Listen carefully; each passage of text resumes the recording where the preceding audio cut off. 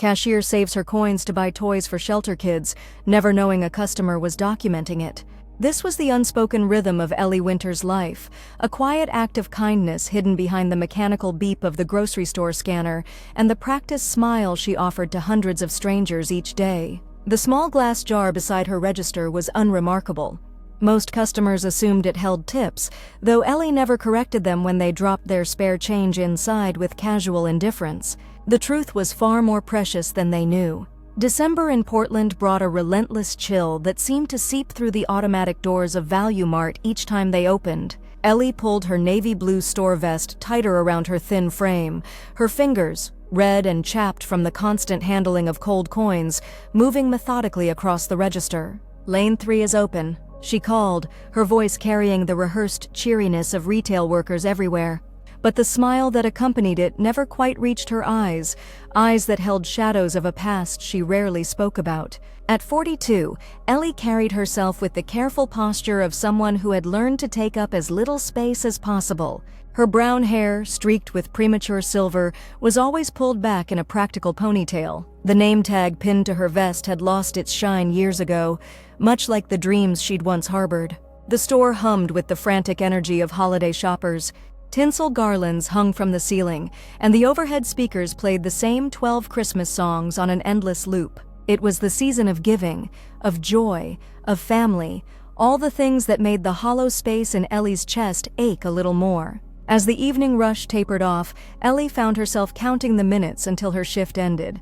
The jar beside her register was nearly full, nickels, dimes, quarters, and the occasional crumpled dollar bill. She allowed herself a small, private smile. It was almost enough. "Will that be all?" she asked the next customer, not looking up as she scanned a box of cereal. "Yes, thank you," replied a warm, low voice. Ellie glanced up then, meeting the gaze of a woman perhaps a few years younger than herself. The customer had kind eyes, the sort that crinkled at the corners when she smiled, and wore a well-loved leather jacket despite the cold. "That'll be $23.75, Ellie said. The woman handed over exact change, which Ellie counted quickly before printing the receipt. There was something about this customer that seemed vaguely familiar, though Ellie couldn't place her. Portland was a big city, but small enough that faces sometimes crossed paths more than once. "Have a nice evening," Ellie offered, already turning to the next person in line. "You too," the woman replied, lingering just a moment longer than most customers did before gathering her groceries and walking away. What Ellie didn't notice was the woman pausing near the store exit, watching as Ellie discreetly added a handful of her own coins to the jar beside the register.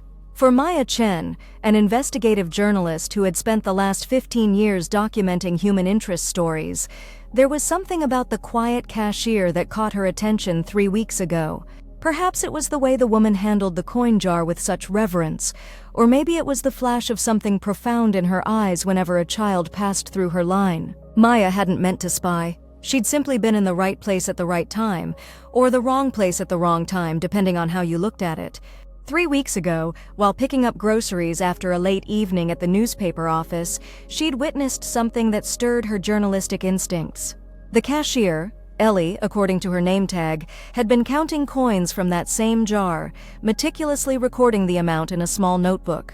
When another employee had approached, Ellie had quickly hidden the notebook, offering a vague explanation about just keeping track of tips. But Maya had glimpsed a page header before it disappeared: Sunshine Shelter Toy Fund. Since then, Maya had found herself returning to Value Mart several times a week, always choosing Ellie's lane when possible, watching and wondering. She'd done some preliminary research on the Sunshine Shelter, a local haven for children displaced by domestic violence or parental incarceration. It wasn't the type of high-profile charity that received much attention or funding, existing primarily on donations and the dedication of its staff. Tonight, as Maya placed her few groceries in the trunk of her car, she made a decision. Her editor had been pressing her for a compelling human interest piece for the holiday edition. Perhaps this quiet cashier with her jar of coins could be the story she was looking for, not just for the paper, but for a city that sometimes forgot the power of small acts of kindness. What Maya couldn't have known was that this story would unfold in ways neither she nor Ellie could have anticipated, changing both their lives in the process.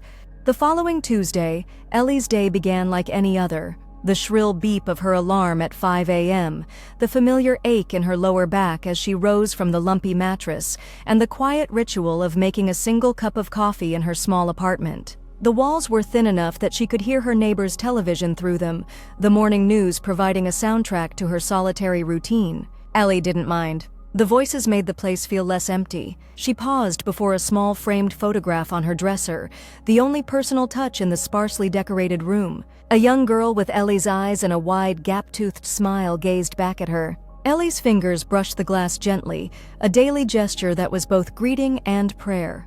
"Morning, Sophie," she whispered. "It's going to be a good day." The apartment was in the less desirable part of town, where rent was just barely manageable on a cashier's salary. But it was clean and safe, and Ellie had learned long ago that safety was worth more than space or luxury. By 6:30 a.m., she was walking the 8 blocks to Value Mart, her breath clouding in the cold morning air. The city was just waking up, street lamps still glowing against the pre-dawn darkness. Ellie liked this time of day, the quiet, the possibility, the sense that for a few precious moments, she could be anyone, going anywhere. At work, she slipped into her routine with practiced ease. Store vest on, register counted and signed for, name tag pinned in place, smile affixed. Ready. The glass jar took its position beside her register, as it had every day for the past 3 years. Most of her coworkers assumed it was for tips to supplement her meager income. Her manager, Frank, had initially questioned it, but ultimately allowed it when Ellie explained it was for a good cause. He hadn't asked for details, and she hadn't volunteered them. The truth was both simpler and more complex than anyone knew. The jar was Ellie's promise, a pledge made in the darkest moment of her life, when she'd had nothing left to give but still found a way to give something. By mid-afternoon, the store had settled into its usual rhythm. Ellie scanned and bagged with mechanical efficiency, exchanging pleasantries with customers who rarely looked her in the eye. That was fine with her. Invisibility had its advantages. "Find everything okay?" she asked a young mother struggling with a fussing toddler. "Yes, thank you," the woman replied, distracted as she fished for her wallet while bouncing the child on her hip. The little boy, no more than 2, had tears streaming down his reddened cheeks. Ellie reached beneath her counter and produced a small, colorful pinwheel, one of several inexpensive toys she kept for moments like this. "Hey there," she said softly, smiling at the child. "Would you like this?" The boy's tears halted immediately, his eyes widening at the toy. As his small fingers grasped the pinwheel, Ellie demonstrated how to blow on it gently. The colorful wheel spun, creating a mesmerizing effect that transformed the child's frown into delighted giggles. "That's so kind of you," the mother said, relief evident in her voice. Ellie shrugged. "It's nothing. 99 cents well spent if it brings a smile." What she didn't say was how each of those smiles fed something in her that had been starving for years. How each child's laughter was a balm on wounds that never quite healed. As the mother and child left, Ellie noticed a familiar face entering the store. The woman from last night, leather jacket, kind eyes. Maya. She didn't immediately approach Ellie's register, instead wandering through the aisles with a shopping basket, occasionally placing an item inside. Ellie continued working, though she found herself oddly aware of the woman's presence, noting her unhurried pace and thoughtful selection process. When Maya finally made her way to the checkout area, she deliberately chose Ellie's lane, despite shorter lines at other registers. "We meet again," Maya said with a warm smile as she placed her basket on the counter. "Value Mart must have something special to bring you back so soon," Ellie replied, surprised by her own willingness to engage beyond her usual script. Maya laughed, a genuine sound that seemed to brighten the fluorescent-lit space. "Maybe it's the exceptional customer service." As Ellie scanned Maya's purchases, a notebook, pens, and a few basic groceries, she noticed the woman studying her. Not in the distracted way most customers did, but with focused attention that made Ellie both uncomfortable and intrigued. "I'm Maya, by the way," the woman offered, extending her hand across the counter. The gesture was so unexpected that Ellie hesitated before accepting the handshake. "Ellie," she replied, though her name tag made the introduction unnecessary. "I know," Maya said with a smile. "I've been coming through your line for a few weeks now." There was something in Maya's tone, a hint of something beyond casual conversation, that made Ellie instinctively glance at her jar of coins. Had this woman noticed something? Was this friendly chat something more? "That'll be $17.32, Ellie said, retreating to the safety of the transaction. As Maya handed over a $20 bill, she nodded toward the jar. "For your collection," she said, dropping the change inside before Ellie could offer it back. "Thank you," Ellie replied automatically, though a faint crease appeared between her brows. "I hope you don't mind me asking," Maya continued, lowering her voice slightly, "but I couldn't help noticing you seem to have a special purpose for that jar. Not just tips, I'm guessing." The question hung in the air between them, an intrusion into the private world Ellie had carefully constructed. For a moment, she considered deflection, the easy lie that would send this curious woman on her way. Instead, something made her answer truthfully. "It's for toys," she said simply, "for kids who wouldn't get them otherwise." Maya's expression softened. "I thought it might be something like that." "That's really beautiful, Ellie." Before Ellie could respond, another customer stepped into line, ending their conversation. Maya gathered her purchases, offering a parting smile. "I'll see you around, Ellie." As she watched Maya leave, Ellie felt a strange mix of unease and anticipation. It had been a long time since anyone had looked at her, truly looked at her, with such genuine interest. Even longer since she'd volunteered any personal information to a stranger. She didn't know it then, but that brief exchange would be the first thread in a tapestry neither woman could yet envision. That night, in her small apartment, Ellie sat at her kitchen table counting the day's collection. Coins spilled across the worn surface, arranged in neat stacks by denomination. Beside them lay her notebook, pages filled with careful calculations and dates spanning back 3 years. $247.83. With her own contribution from her next paycheck, it would be enough for 12 toys at approximately $25 each. Not extravagant gifts, but good quality, things that would last, that would matter, things that might make a child feel seen, even if just for a moment. Ellie wrote the final tally in her notebook, then closed it with a sigh that carried the weight of memories. She moved to her living room window, drawing back the curtain to look at the city lights twinkling against the night sky. Somewhere out there were the children who would receive these gifts, never knowing the cashier who had collected pennies and nickels for months to make it happen. Anonymity was essential to her. It always had been. The giving mattered, the recognition did not.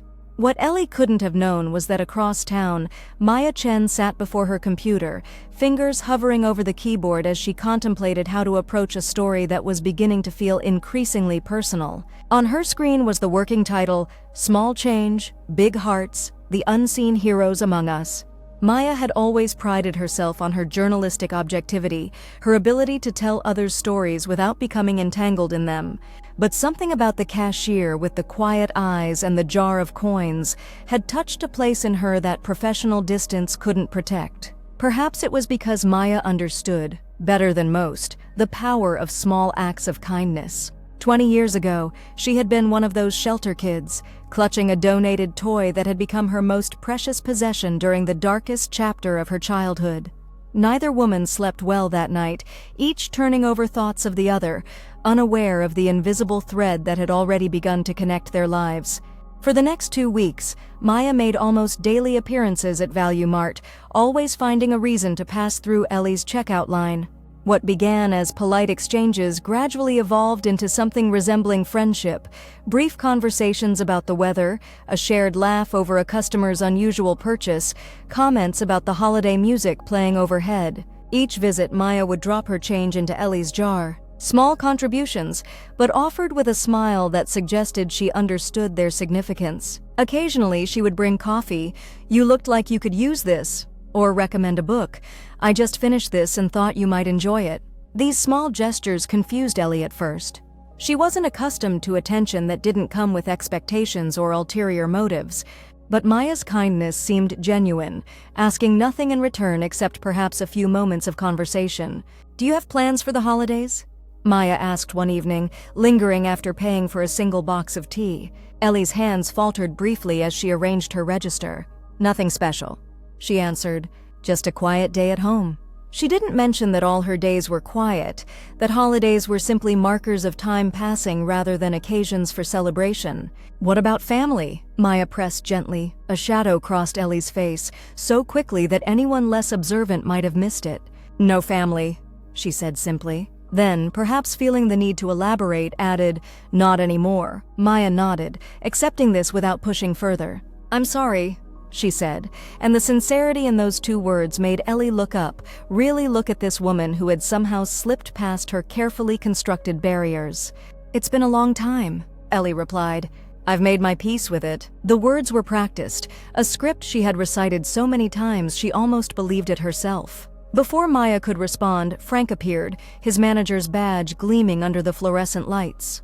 "Ellie, we need you to stay an extra hour tonight. Angela called in sick." Ellie nodded, accustomed to these last-minute schedule changes. Extra hours meant extra money, and extra money meant more toys. "Of course." As Frank walked away, Maya lingered. "You work so hard," she observed.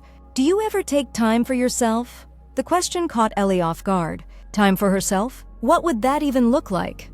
Her life had become a careful routine of work, sleep, and the silent mission that gave her purpose. The concept of leisure, of wants beyond basic needs, felt like a language she had forgotten how to speak. "This is enough," she said finally, gesturing vaguely at her surroundings. "I'm where I need to be." Maya's expression suggested she wanted to say more, but she simply nodded. "I'll let you get back to work. Take care, Ellie." As Maya left, Ellie found herself watching her go, wondering about this woman who asked questions no one had bothered to ask her in years, questions that stirred waters long still. What Ellie didn't know, couldn't know, was that Maya had spent those 2 weeks not just befriending her but researching her as well. Public records had revealed the bare bones of Ellie Winters' life: a marriage at 21 to David Winters, a daughter born 2 years later, a divorce filing that was never completed, and then a tragic car accident that had claimed 2 lives. David and Sophie Winters, husband and daughter, gone in an instant on a rainy night 15 years ago.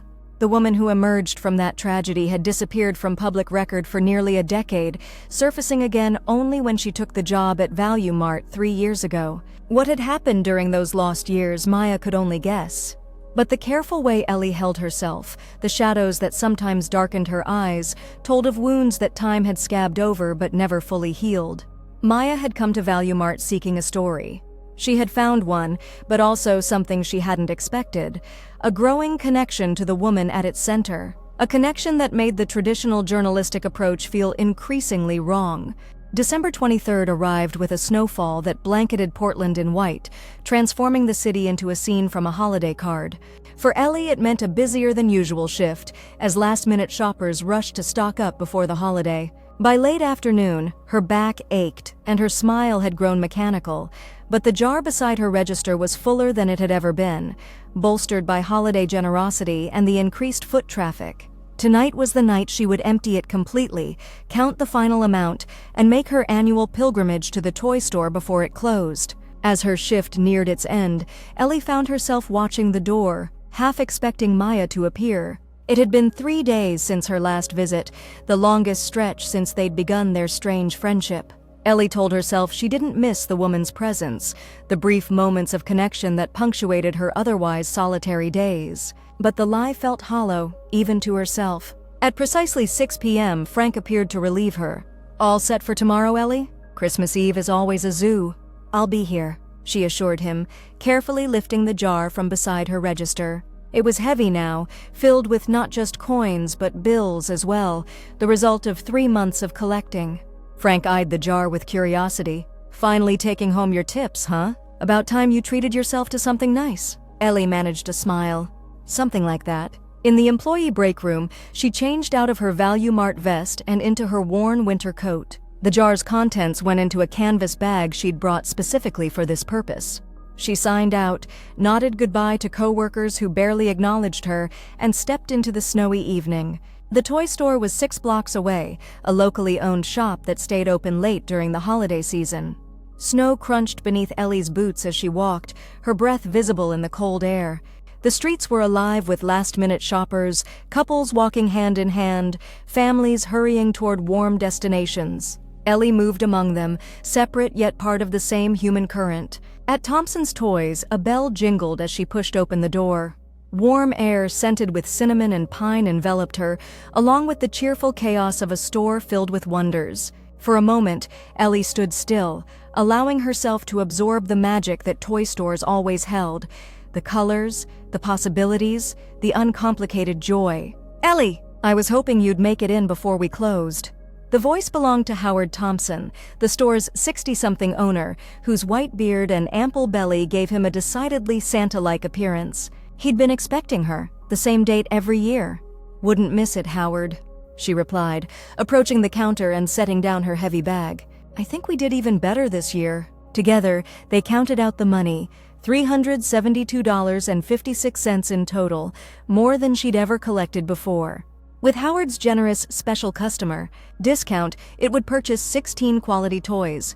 "Let me show you what we've got this year," Howard said, leading her to a section he'd prepared with her annual visit in mind.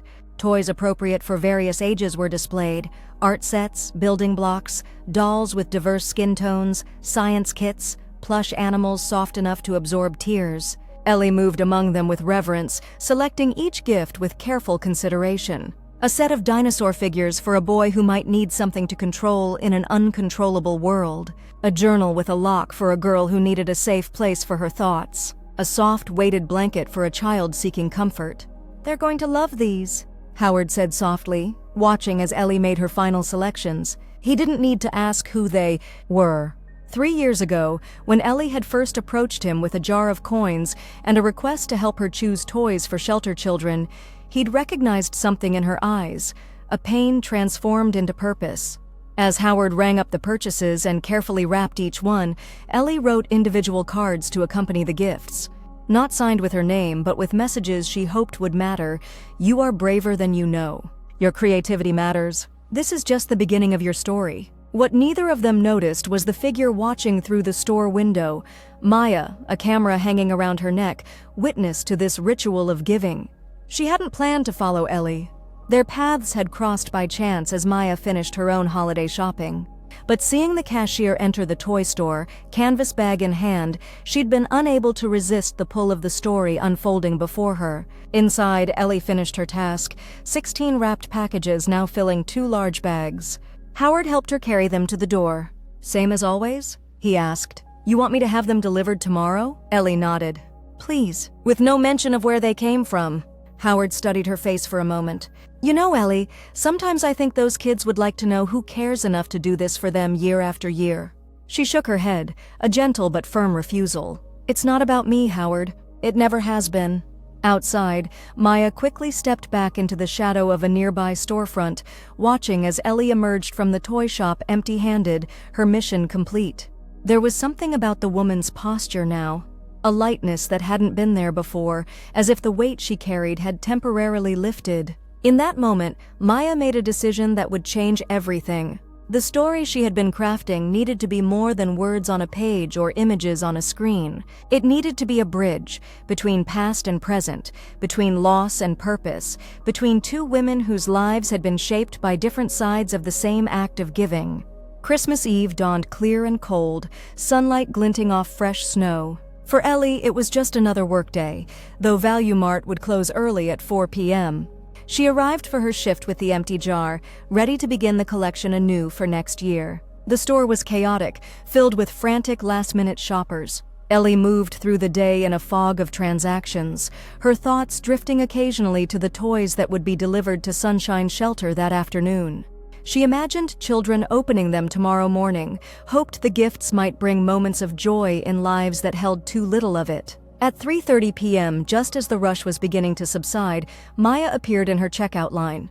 She carried no purchases, only a small envelope. "Merry Christmas Eve, Ellie," she said, her voice warm but her expression suggesting nervousness unusual for her confident demeanor. "Merry Christmas," Ellie replied, surprised by Maya's appearance and uncertain what to make of the envelope she now extended across the counter. "This is for you," Maya said. "I've been wanting to give you something, to thank you for the conversations and coffee breaks these past weeks." Ellie hesitated, unaccustomed to receiving gifts. "You didn't need to—" "Please," Maya interrupted gently. "Open it when you have a quiet moment." And know that whatever you decide after reading it, I'll respect your choice." Before Ellie could question this cryptic statement, Maya reached across the counter and briefly squeezed her hand, a gesture so unexpected and intimate that Ellie found herself speechless. Then Maya was gone, disappearing into the crowd of shoppers. The envelope sat in Ellie's pocket for the remainder of her shift, its presence like a pebble in her shoe, impossible to ignore.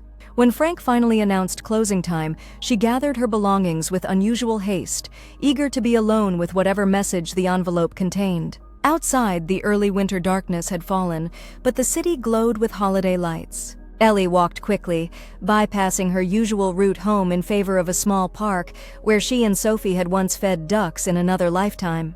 She brushed snow from a bench and sat, finally drawing the envelope from her pocket. Inside was a printed card with an address, a time, 7 p.m., and a brief note in Maya's flowing handwriting. "If you're willing, there's something I'd like to share with you. No obligations, just an invitation. Maya." The address was unfamiliar, somewhere across town. Ellie stared at it, conflicted. She had planned to spend the evening as she always did on Christmas Eve, alone in her apartment with a simple meal, perhaps watching one of the old movies Sophie had loved. But something about Maya's words, "Whatever you decide, I'll respect your choice," suggested this invitation held significance beyond a casual holiday gathering. And despite the protective walls Ellie had built around her heart, she found herself curious. More than curious, drawn to this woman who had noticed her when most people looked through her. At 6:55 p.m. after a bus ride across town, Ellie stood before a community center whose windows glowed with warm light. Holiday music drifted out whenever the door opened, along with the sound of laughter and conversation. She hesitated on the sidewalk, suddenly unsure. Social gatherings were not her element. She had forgotten how to navigate the casual exchanges that came so easily to others. Just as she considered turning away, the door opened and Maya stood framed in the light. She wore a simple red dress instead of her usual leather jacket, and her smile when she spotted Ellie was like sunshine breaking through clouds. "You came," she said, relief evident in her voice. "I wasn't sure you would." "I almost didn't," Ellie admitted, her hands twisting nervously in her coat pockets. "I'm not really one for parties." Maya's expression softened.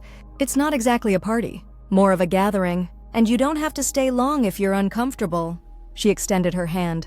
"But I'd really like you to come inside just for a few minutes." Something in Maya's eyes, an earnestness, a hope, made refusal impossible. Ellie took a deep breath and placed her hand in Maya's, allowing herself to be led inside. The community center's main room had been transformed with twinkling lights and simple decorations. About 30 people milled about, some helping to arrange chairs in a semicircle, others setting out refreshments on a side table. But what caught Ellie's attention immediately were the children, perhaps a dozen of them, ranging in age from about 4 to 16, their excitement palpable even from across the room. "What is this?" Ellie asked, her voice barely audible over the holiday music. Before Maya could answer, a woman in her 50s approached them, her face lighting up when she saw Maya. "You made it! And you must be Ellie," she said, extending her hand.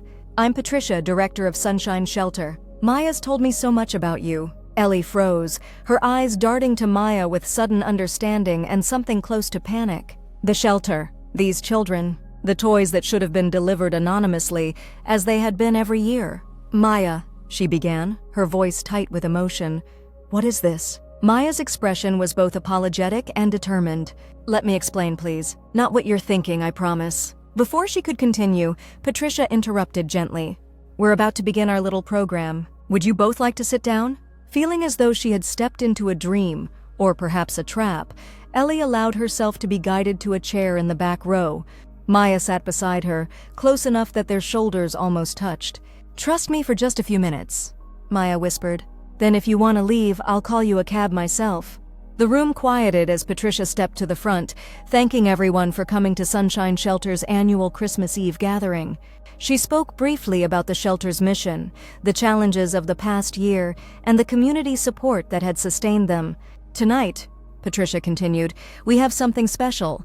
As many of you know, for the past 3 years, our children have received beautiful gifts each Christmas from an anonymous donor. Gifts chosen with such care and thoughtfulness that they seem almost magical to the children who receive them." Ellie's heart pounded in her chest. This was wrong. All wrong. The anonymity had been essential, not for modesty, but because she couldn't bear to be seen, to have her motives questioned, her past exposed.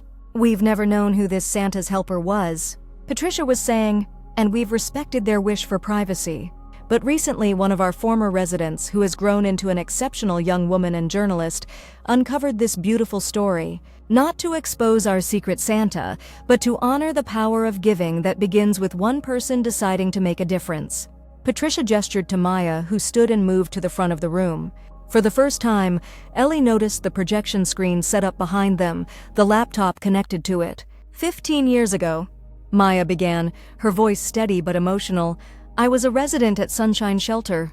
My mother and I had fled an abusive home with nothing but the clothes on our backs. I was 12 years old, angry at the world, certain that nothing good would ever happen again." Ellie sat perfectly still, her planned escape forgotten as Maya continued. "That Christmas, I received a gift from an anonymous donor. Not just any gift, but a camera. A real one, not a toy. Attached was a note that said, 'Sometimes we need to change how we see the world to find our place in it.' That camera became my window to a different future. It led me to journalism, to storytelling, to finding purpose and giving voice to others."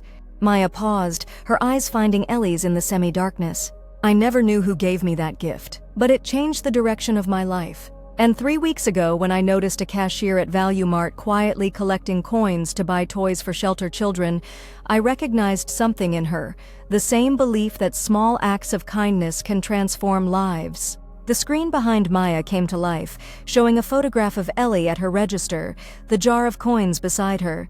The image shifted to show her in Thompson's Toys, carefully selecting gifts, then writing notes to accompany them.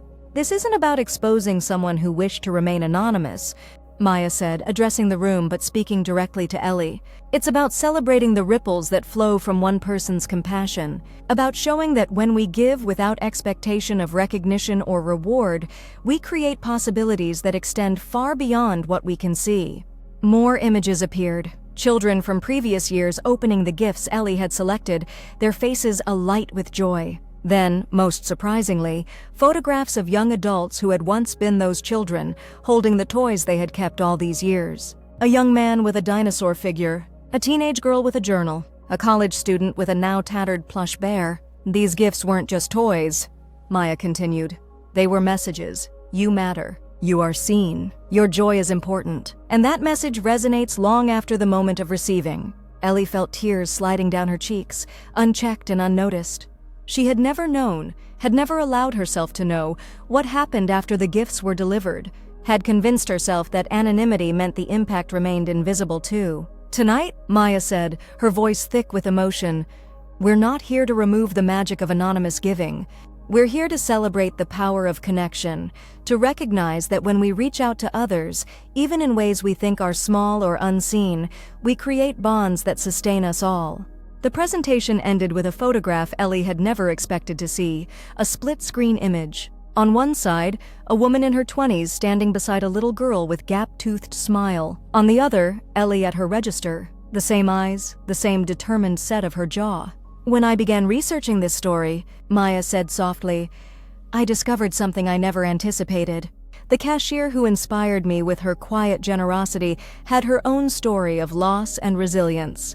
15 years ago, Ellie Winters lost her husband and daughter in a tragic accident. The same year I was at the shelter, the same Christmas season when an anonymous gift changed my life." A hush fell over the room as Maya turned fully toward Ellie, who sat frozen in her chair, the past and present colliding with such force she could barely breathe. "I don't believe it was you who gave me that camera all those years ago, Ellie. The timing doesn't align. But I do believe that when we experience profound loss, some of us find healing by creating the good we wish to see in the world. Your daughter Sophie would be my age now. And while I could never replace her, I wanted you to see that your gifts, the ones you've given these past 3 years, have created ripples of hope and possibility just as powerful as the one that changed my life." The room erupted in applause, but Ellie heard it as if from underwater. The careful walls she had built around her grief, around her very identity, were crumbling, exposing the raw, beating heart she had protected for so long. She stood abruptly, needing air, needing escape. But as she turned to leave, she found herself surrounded by children and teenagers, the current residents of Sunshine Shelter, each holding one of the wrapped packages she had selected just yesterday. "Thank you," said a small boy, perhaps 7 years old, his eyes solemn as he clutched his gift. "Miss Patricia said we should wait until tomorrow, but can we open them now, since you're here?" Ellie looked to Patricia, who nodded encouragement. Of course they can open them now.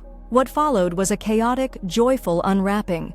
Exclamations of delight, hugs from children who moments ago had been strangers, tearful thanks from shelter staff who had wondered for years about their anonymous benefactor. Through it all, Ellie stood in stunned silence, watching as her private ritual of remembrance transformed into a communal celebration of giving. When a teenage girl threw her arms around Ellie, whispering, "The blanket is perfect." "How did you know?" Something long frozen inside her began to thaw. Later, as the gathering wound down and children reluctantly said goodnight, Ellie found herself alone with Maya in a quiet corner of the room. "I should be furious with you," Ellie said, though there was no anger in her voice. "You invaded my privacy. You dug into my past." Maya nodded, accepting the rebuke. "I did. And if that's unforgivable, I'll understand. But I want you to know why." "Why?" Ellie asked, the question encompassing so much more than the evening's events. "Because 15 years ago, when I was at my lowest point, someone saw value in me when I couldn't see it in myself. That gift, that camera, it wasn't just an object. It was possibility. Purpose." Maya's eyes held Ellie's unflinching. "When I saw you with that jar of coins, I recognized the same intention, the desire to create moments of possibility for children who needed them. And I thought, what if the giver could see the ripples they've created? What if they knew how far those ripples extend?" Ellie was quiet for a long moment, her gaze drifting to where the last of the children were gathering their gifts, their faces still alight with joy. "After the accident," she said finally, her voice so low Maya had to lean close to hear, "I was lost. Completely. I couldn't bear to live in our house, to be around people who knew me as Sophie's mother, David's wife. So I disappeared, moved across the country, took jobs that required no history, no personal connections. For almost a decade, I existed rather than lived." Maya listened, understanding the gift of trust these words represented. 3 years ago, on Sophie's birthday, I found myself standing outside a children's shelter. I don't even remember how I got there. But I heard children laughing inside, and it was like hearing Sophie again. I walked into a toy store that day and spent every dollar I had on gifts. Asked the owner to deliver them anonymously. Ellie's gaze returned to Maya's. "It was the first time since the accident that I felt something other than grief, a tiny spark of purpose." "And the jar at your register?" Maya prompted gently.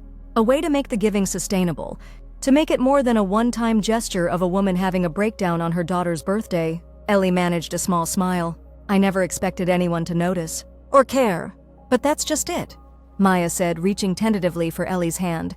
"When we give, we create connections, even when we don't realize it. Your coins in that jar, they weren't just money. They were links in a chain of compassion that extends beyond what any of us can see." Ellie looked down at their joined hands, then back to Maya's face. "I've been hiding for so long," she whispered. "I don't know how to be seen anymore." "Maybe you could start by coming to dinner," Maya suggested, a gentle smile softening her features. "Nothing fancy. Just 2 people sharing a meal, getting to know each other better. No expectations, no pressure." Ellie hesitated, years of isolation making even this simple invitation feel momentous. But the events of the evening had shifted something fundamental within her, had reminded her that connection, while frightening, also held the possibility of healing. "I'd like that," she said finally. Outside, snow had begun to fall again, soft flakes drifting lazily under the streetlights. As they walked together toward the bus stop, Ellie glanced back at the community center, at the lights still glowing warmly in the windows, at the children visible through the glass, clutching the gifts she had chosen. For the first time in 15 years, Christmas Eve didn't feel like a wound that reopened annually. Instead, it felt like the beginning of something, a tentative step from darkness into light, from isolation into connection. "Maya," she said, stopping beneath a street lamp whose glow transformed the falling snow into a shower of diamonds. "Thank you. Not just for tonight, but for seeing me when I'd forgotten how to be seen." Maya's smile was like sunrise after the longest night. "That's the thing about kindness, Ellie. It always comes back to us, sometimes in ways we never expected." As they continued walking, their footprints making parallel tracks in the fresh snow, Ellie felt something unfamiliar expanding in her chest. Not the absence of grief, for that would always be part of her, but the presence of something new. Something that felt, after all these years, remarkably like hope. Behind them, inside the sunshine shelter, children gathered at windows to watch the snow fall, their new treasures clutched in hands that had known too little constancy. And if they noticed the two women walking slowly through the winter night, they couldn't have known they were witnessing another kind of miracle, the moment when a heart long closed begins, cautiously, to open again. For in the end, this is what giving creates, not just joy for the receiver, but purpose for the giver. Not just momentary happiness, but lasting connection. Not just changed circumstances, but transformed lives. And sometimes, as Ellie Winters was beginning to discover, the most important gift we can receive is the opportunity to give again, to reach beyond our own pain toward another's need, and in that reaching, to find ourselves renewed.